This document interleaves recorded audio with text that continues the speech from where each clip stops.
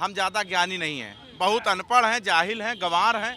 क्योंकि हम चाहे जितना पढ़ लेंगे, हमारी श्रेणी जो है वो गंवारों में ही गिनी जाती है।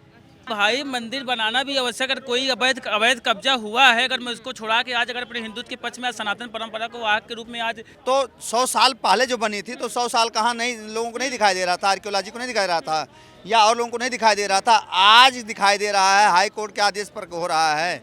उसमें क्यों नहीं बोल रहे हैं? आप बताइए, 80-81 करोड़ लोग गरीबी रेखा के नीचे आए हैं, आप उनको क्यों नहीं बोल रहे हैं? आप ये बताइए 64% टैक्स गरीब क्यों दे रहा है?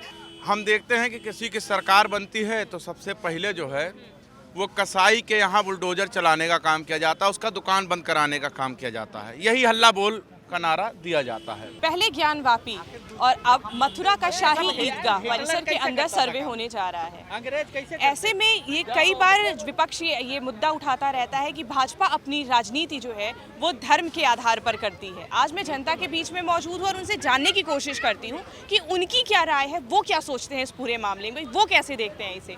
आप इस पूरे मुद्दे को कैसे देखते हैं, जो पहले ज्ञानवापी था अब जो है वो शाही ईदगाह पर जो है वो बन रहा है, सर्वे किया जा रहा है, कहा जा रहा है कि उसमें खंबे पे उसके जो है वो कमल का फूल पाया गया है, तो इसे आप कैसे देखते हैं? ये हमारी सनातन परंपरा के लिए बहुत बड़ी जीत है, हमारे हिंदुत्व के लिए जीत है, जो हमारी पुरानों जो आता ताइयों के द्वारा जो हमारे धर्म को, इस मस्जिदों को जो आज अथाह हमारी धर्म स्थलों पे स्थापित किया गया गलत तरीके से, चाहे राम जन्मभूमि का मुद्दा रहा, चाहे ज्ञानवापी का राज, हमारे प्रभु राम श्री का मथुरा, हमारे अयोध्या की बात हो, तो अभी आपके सामने अयोध्या जी की मंदिर तो बन के तैयार हो रही है। ज्ञानवापी की भी मामला हद तक ठीक है, हम लोग के पक्ष में है। अब मथुरा आ गया, अब की बार मथुरा की बारी है। मथुरा पे भी जो भी गलत तरीके से लोग अवैध तरीके से कब्जा किया, हमारे धर्म के ऊपर जो कुठाराघात किया हुआ है, इसे निश्चित तोड़वा के हमारे योगी जी के द्वारा बहुत सराहनीय कार्य है। क्या लगता है आपको 2024 चुनाव आ रहा है, कहीं ये उसके तहत तो नहीं हो रहा है कि पहले राम मंदिर था, अभी आपने बताया पहले राम मंदिर था, फिर ज्ञानवापी है, अब मथुरा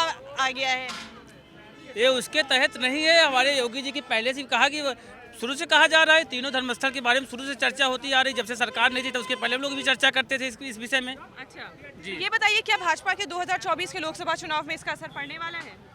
असर जनता खुद साथ आपके, जनता खुद वोट दे रही है, उसमें कोई कहने, हमारी जनता खुद वैसे भी कार्यों से हमारे संतुष्ट है। हमें मतलब आपको फायदा मिलेगा भाजपा को 2024 में? हम धर्म के नाम पे नहीं ले रहे हैं, हम अपने विकास के आधार पे ले रहे हैं। पर विपक्ष तो कहता है कि भाजपा अपनी राजनीति जो है वो भाजपा जो अपनी राजनीति है वो धर्म के आधार पर करती है। पहले 2000 चाहे वो 2014 की बात हो, चाहे वो 2019 की बात हो, अब 2024 आ रहा है तो एक और मुद्दा उठा दिया। अब भाई मंदिर बनाना भी आवश्यक, अगर कोई अवैध कब्जा हुआ है, अगर मैं उसको छुड़ा के आज अगर अपने हिंदुत्व के पक्ष में आज सनातन परंपरा को आग के रूप में आज ऐसे भगवाधारी हमारे योगी महाराज बैठे हुए हैं, अगर उसका कर निर्वहन कर रहे हैं तो निर्वहन का कर्म है निर्वहन करना। राजा की भूमिका होती है कि मौके की अगर कब्जा गलत तरीके से अवैध कोई हुआ है तो करना चाहिए ना, निष्पक्ष करनी चाहिए, क्या दिक्कत है? ठीक है, आप कैसे देखते हैं इस पूरे मुद्दे को? देखिए, जो मुकदमा है हमको लगता है पहले से चला आ रहा है, कई सालों से चला, मतलब सैकड़ों वर्ष से ये मुद्दे अयोध्या मथुरा काशी चलता था और आज भी चला आ रहा है। लेकिन इसमें हमको नहीं लगता है कि भाजपा कुछ सहयोग कर पा रही है किसी का, क्योंकि उसके तो पक्षकार दूसरे कोई हैं। जो पक्षकार हैं वो कोर्ट ने निर्णय किया है, और जब भी कोई चीज़ होता बिना सबूत को नहीं होता। जब कोई पुरानी चीज़ है तो उसको आर्कियोलॉजी ऐसा कहा जा रहा है कि वहाँ कि खंबे पे जो है वो कमल का फूल के चिन्ह आ रहे हैं, उसमें ऐसे सारी चीज़ें आ रही हैं, उसमें शेषनाग की जो है उस पर जो है वो स्ट्रक्चर बना हुआ है कहीं। देखिए, दो चीज़ मैं आपको बताऊं, हमको लगता है ये मिट्टी धूल सब लगी है, इसमें भी आप कहीं रेखांकित करने की कोशिश करेंगे तो कहीं नाग की आकृति दिखाई देगी, मिट्टी अपने आप उभर आती है। पर मिट्टी पे और पिलर पे है ना, मिट्टी पे और पिलर पे दोनों में डिफरेंस है। ये मान लीजिए कि ये आप बता रहे हैं इसकी बात, मैं आपकी बात को कहना चाहूँगा कि 100 साल बाद वो उभर के आई है कि 100 साल पहले बनी होगी। तो 100 साल पहले जो बनी थी तो 100 साल कहाँ नहीं, लोगों को नहीं दिखाई दे रहा था, आर्कियोलॉजी को नहीं दिखाई रहा था या और लोगों को नहीं दिखाई दे रहा था। आज दिखाई दे रहा है, हाई कोर्ट के आदेश पर हो रहा है। ये कहना गलत कि आज दिखाई दे रहा है, ये गलत है ना। अगर 100 साल पहले वो मंदिर या मस्जिद जो भी बनी रही होगी, पिलर बना रहा होगा, तो उस पर 100 साल पहले बना रहा होगा। तो 100 साल से देखने वाले कहाँ थे? 100 साल से लोगों ने नहीं देखा था क्या? 1991 एक्ट के बाद जो है कि 15 अगस्त 1947 के बाद जो ना चर्च से, ना मंदिर से, ना मस्जिद से जो चीज़ें पहले बन चुकी है, कोई भी धार्मिक स्थल, उससे छेड़छाड़ नहीं होगा। अब इस तरीके के सर्वे जो हो रहे हैं, क्या लगता है आपको कि संविधान के साथ भी छेड़छाड़ हुआ जा रहा है? ये जो चीज़ हैं कानून ये कहता, जहाँ तक मैं जानता हूँ, कि अगर कोई चीज़ बना हुआ है 47 से पहले की जो भी आप सब नियम बता रही हैं, उसमें अगर डिस्प्यूट नहीं है तो छेड़छाड़ नहीं हो सकता। अगर उससे पहले ही डिस्प्यूट चला आ रहा है तो छेड़छाड़ तो करना पड़ेगा। उसके बाद अगर कोई डिस्प्यूट पैदा करता तो नहीं होना चाहिए। कानून की समीक्षा यही कहता है। अगर उससे पहले डिस्प्यूट है ऑलरेडी लॉ बनने से पहले, तो आपको तो निर्णय देना पड़ेगा ना। लेकिन जो अनविवादित था, जो विवादित नहीं था, उसमें आप बाद में अगर विवाद लाते हैं तो वो नियम लागू होता है। ठीक है, क्या लगता है आपको कि 2024 लोकसभा चुनाव में भाजपा को इसका जो है क्या फायदा पहुंचने वाला है? निश्चित तौर पर भारतीय जनता पार्टी इसको प्रसारित करती है और हमको लगता है भारतीय जनता पार्टी से ज़्यादा विपक्षी लोग इस पर हल्ला मचाते हैं। अच्छा। जब वो थोड़ी सी उद्गार लाती है तो लोग उसी पर बचाव पक्ष में आ जाते हैं, उसकी तार्किक तमाम देने लगते हैं। तो हम विपक्ष के लोगों से ये कहना चाहेंगे कि अगर देश में सत्ता और विकास के लिए बात करनी है तो जो मुद्दे का बीजेपी धार्मिक उठाना चाहती है, आप उसको प्रोत्साहित मत करिए, आप उस पर बोलिए ही नहीं।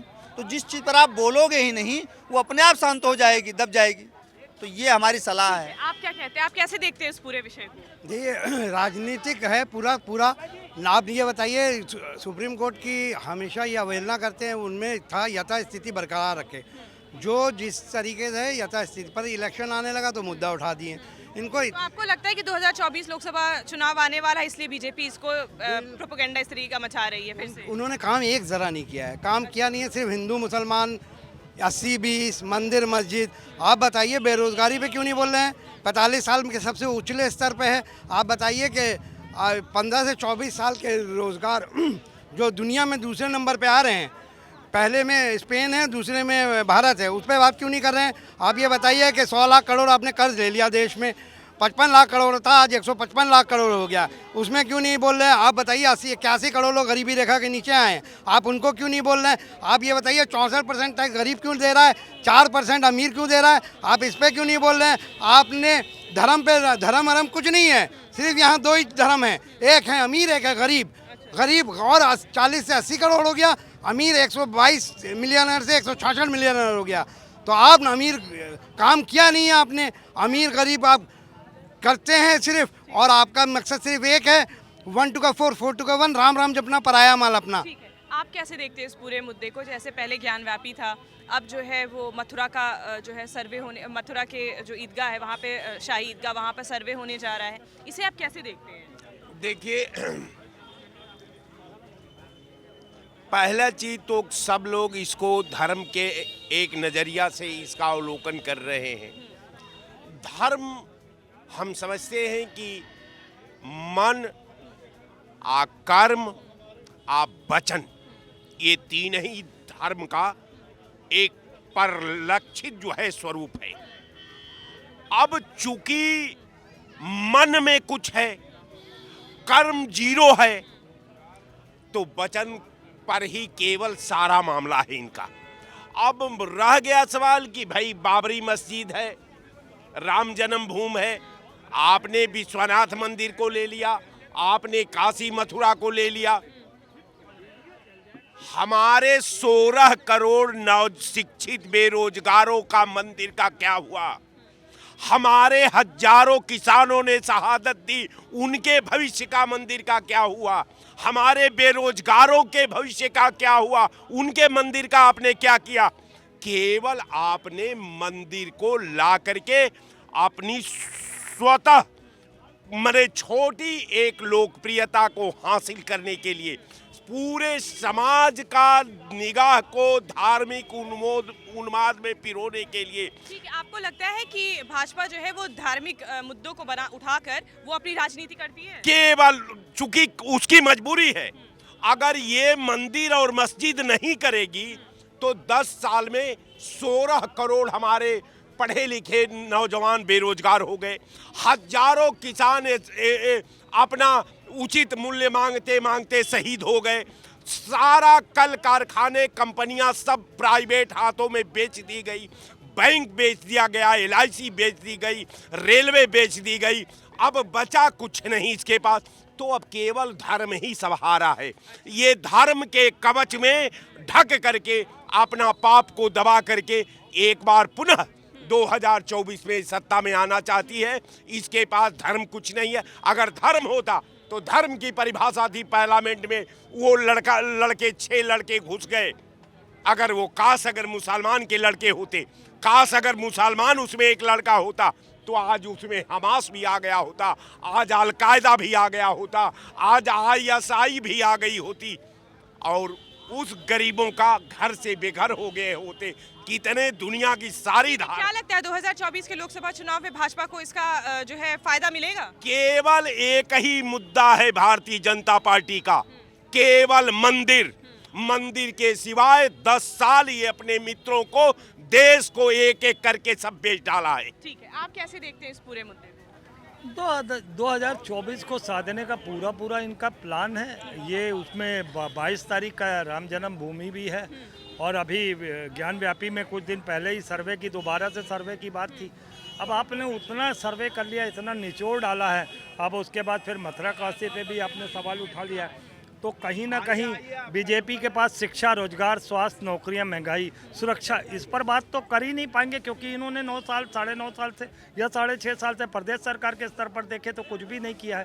तो इनके पास यही सब एजेंडे हैं, इन्हीं सभी के इर्द गिर्द इनकी राजनीति। क्या लगता है इसका फायदा 2024 के लोकसभा चुनाव में भाजपा को मिलने वाला है या नहीं? देखिए, अगर देश हित में सोचेगी जनता, 142 करोड़ जनता, तो मंदिर तो वो जाएगी 22 तारीख को उद्घाटन के बाद। बाकी इन मुद्दों को तो ये कानून के अंतर्गत आते हैं, फिर इसको चुनावी वक्त में ही क्यों ले आते हैं? जो मुद्दा न्यायालय में है उसको न्यायालय को करने दिया जाए, फिर क्यों इस तरीके के प्रचार प्रसार करती है और फिर मीडिया को सड़क पर आना पड़ता है, फिर जनता को उसकी जवाबदेही करनी पड़ती है, वो जवाब देती है। क्यों इसको चुनाव के वक्त लाते हैं? ये चीज़ एक अहम है। ठीक है, आप कैसे देखते हैं इस पूरे मुद्दे को? किस पर मुद्दा है? राम मंदिर पर। राम मंदिर पे नहीं, जो जैसे पहले ज्ञानव्यापी था, अब जो है मथुरा के शाही ईदगाह पर जो है सर्वे होने जा रहा है, उस पर ये कहा जा रहा है कि भाजपा जो है वो हमेशा धार्मिक मुद्दों पर अपनी राजनीति करती है। क्या लगता है इस बार भी कुछ ऐसा ही हो रहा है? देखिए, राम मंदिर, मथुरा मंदिर, मस्जिद, ये जितना भी मुद्दा लेना है ले लें, हमें कोई फर्क नहीं पड़ता है। हम देखते हैं कि किसी की सरकार बनती है तो सबसे पहले जो है वो कसाई के यहाँ बुलडोजर चलाने का काम किया जाता है, उसका दुकान बंद कराने का काम किया जाता है। यही हल्ला बोल का नारा दिया जाता है कि कैसे कसाई का दुकान बंद हो जाए। हम कहते हैं ठीक है, कसाई का दुकान आप बंद कराना चाहते हैं, बंद करा दीजिए, और ऐसा ताला लगवाइए कि वो कसाई दोबारा ताला ना खोल पाए, ऐसा ताला लगा दीजिए। लेकिन एक सवाल है, मेरा प्रश्न है, छोटा सा है, वो कसाई ऐसा क्या रोजगार करे जिससे सरकार खुश हो जाए? अगर वो चना बेचेगा, दाल बेचेगा, चावल बेचेगा, तो हमारे जो समाज के बनिया समाज के लोग हैं वो कहाँ जाएंगे? अगर कसाई दाल बेचने लगेगा तो बनिया कहाँ जाएगा? हमें एक सवाल का जवाब ये चाहिए था। और दूसरा, जैसे ही किसी की सरकार बनती है, लाउड स्पीकर, मतलब सबसे पहले मस्जिद पर से लाउड स्पीकर उतार दिया जाए। हम कहते ठीक है, आप उतार दीजिए, लेकिन सवाल एक फिर मेरा है, आप उस लाउड स्पीकर को नहीं, आप सारे धार्मिक स्थलों से उतार दीजिए। लेकिन एक बात बताइए, जो लोग बहरे हो चुके हैं, जो अपने धर्म के प्रति कट्टर नहीं हो पा रहे हैं, जो अपने धर्म से जुड़ नहीं पा रहे हैं, उनको कौन से मुंह से आवाज़ लगाया जाए? एक ये जवाब दे दें।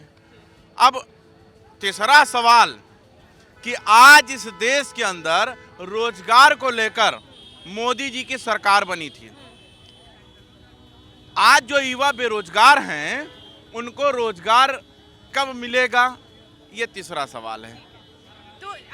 तो आपने सवाल पूछ डाले। हाँ। मेरे सवाल का आपने जवाब नहीं दिया। हाँ। कि पहले ज्ञानव्यापी, अब जो है मथुरा का शाही ईदगाह पर जो सर्वे हो रहा है, उसे आप कैसे देखते हैं? क्या ये 2024 के लिए भाजपा का कोई राजनीतिक एजेंडा है? हो सकता है, हो सकता है, हो सकता है। हम कह रहे हैं, देखिए, हम ज़्यादा ज्ञानी नहीं हैं, बहुत अनपढ़ हैं, जाहिल हैं, गंवार हैं, क्योंकि हम चाहे जितना पढ़ लेंगे, हमारी श्रेणी जो है वो गंवारों में ही गिनी जाती है। अभी संसद भवन में बेरोजगार युवा घुसे और उनके यहाँ पूछताछ मीडिया ने किया, तरह तरह की बातें कर रही थी, लेकिन काश अगर उसमें कोई मुसलमान होता तो हमारी जो श्रेणी होती वो आतंकवाद से होता।